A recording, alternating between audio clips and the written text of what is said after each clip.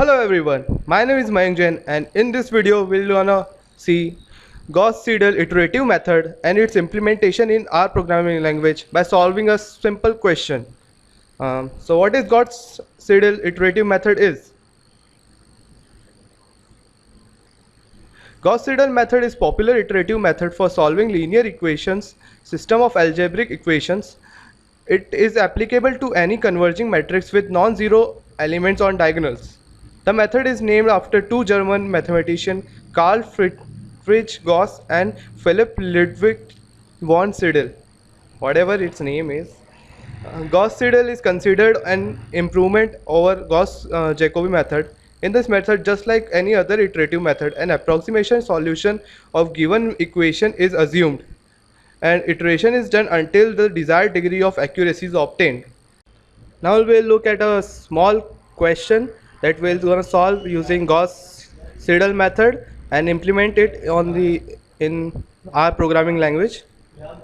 Here's the question. Using Gauss-Seidel iterative method, the solution 1, minus 0.999997 minus 0.999992 is that iteration number.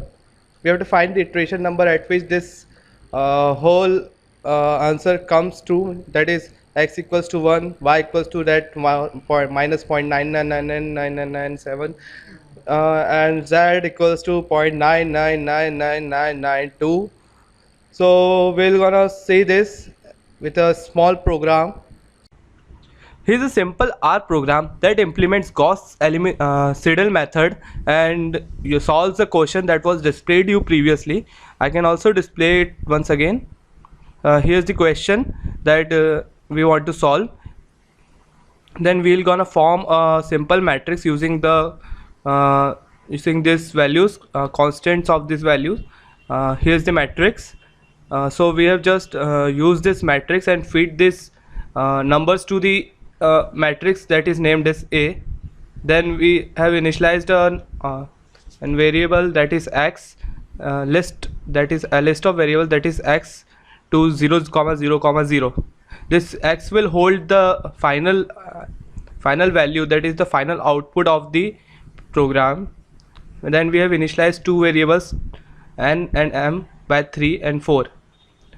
Then we have just started for ITR in 1 to 100, that is ITR is the maximum number of go through the maximum number of iteration that a program could have, that is it could have 100 number of iteration in which it will check whether the answer will converge or not. Then we have declared a variable that is big equals to 0. It will be used in the later in the program. Then for I equals to 1 to n, that is 1 to 3, it will this loop will loop out for 3 times. Then we have initialized the variable s, that is that stores the sum to 0. And then we have also started a for loop that is j from 1 to n, that it will also loop for 3 times.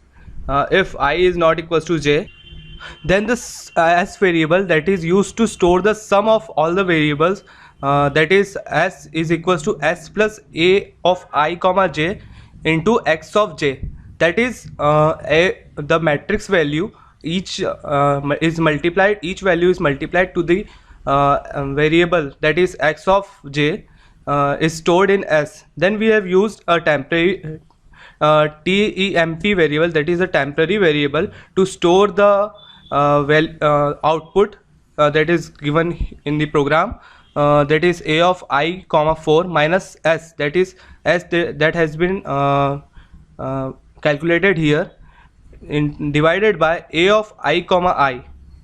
Then we have calculated our REL ERR, that is the relative error in the program, that is absolute of temporary minus x of I, that is the previous value of, it is previous value, divided by temp, that is the temporary value. If this RELL is greater than the big that we have defined here is greater than big, then then big should be equal to RELL.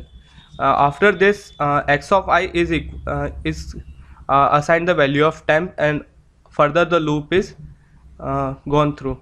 In the whole program, we first loop out these values using this. We have calculated R by recursively calculating this value, and we have used it to store into the value called temp, and then we have all updates the value of relative error in the program, and x of I is all given the value of temp. Now for each, this loop will loop out for every time until there, if big is less than equal to this value. This value is the precision value, that precision error to be taken, that will be given, that we will be using in our program.